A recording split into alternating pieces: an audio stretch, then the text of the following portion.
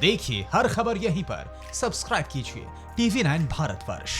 चलिए अब सबसे पहले आपको दिखाते हैं आज आपकी फिक्र की कौन कौन सी खबरें। देश में कोरोना की बढ़ती रफ्तार चिंता में डाल रही है, फिर भी मदिरा के लिए दुकानों पर कतार लगी हुई है।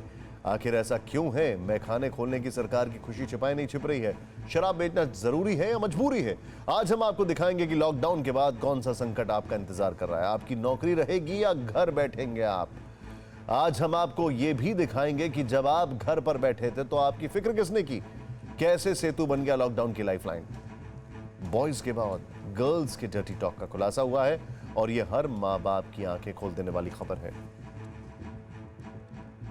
आज की सबसे बड़ी फिक्र यह है कि शायद हम बहुत बड़ी गलतफहमी में हैं। हमने कोरोना को हरा दिया है। हम ये क्यों कह रहे हैं?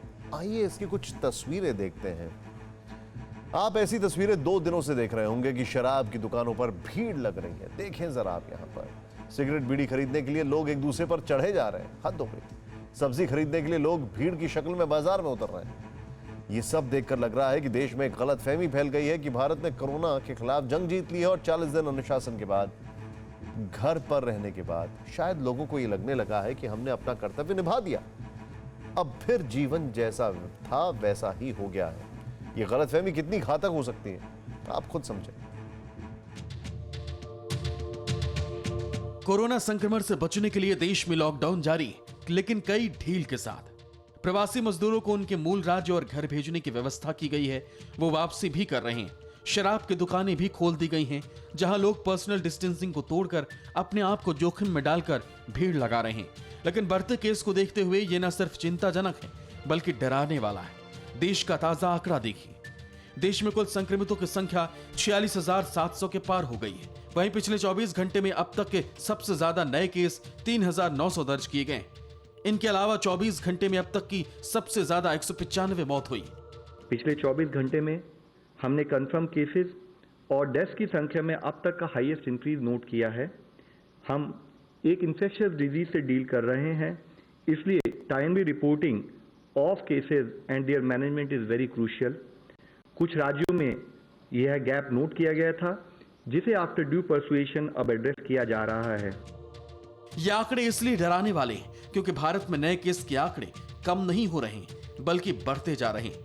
अब ये समझिए कि देश में 70% से ज्यादा संक्रमण शहरों में है और इस वक्त ज्यादातर उन्हीं शहरों से मजदूरों को वापस घर लाया जा रहा है जहां ज्यादा संक्रमण है। डर यह भी है कि अगर इन प्रवासी मजदूरों के जरिए संक्रमण गांव तक पहुंचा तो फिर इस आंकड़े में और भी ज्यादा बढ़ोतरी होगी। ये चिंता केरल के मुख्यमंत्री पी विजयन की भी है।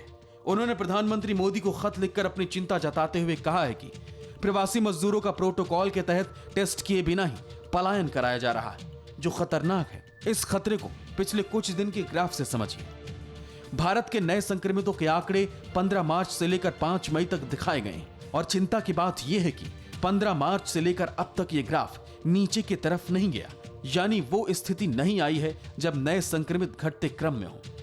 यही चिंता दिल्ली एम्स के चीफ रणदीप गुलेरिया ने भी जाहिर की है।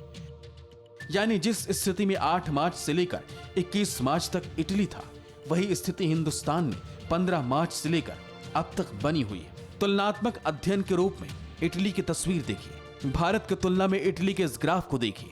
21 मार्च तक इटली का ग्राफ जहां बेतहाशा बढ़ा, उसके बाद नए संक्रमितों की रफ्तार लगातार घटने लगी। उसकी तुलना में भारत का ग्राफ ऊपर की तरफ ही जा रहा है, जबकि इटली में भारत की तुलना में 18 गुना ज्यादा है।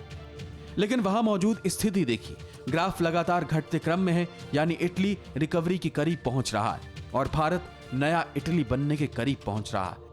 इटली और भारत के नए संक्रमण की दर वाले पिछले 5 दिनों के आंकड़े देखिए, जिससे स्थिति और ज्यादा स्पष्ट होगी। भारत के पिछले 5 दिनों के आंकड़े देखिए।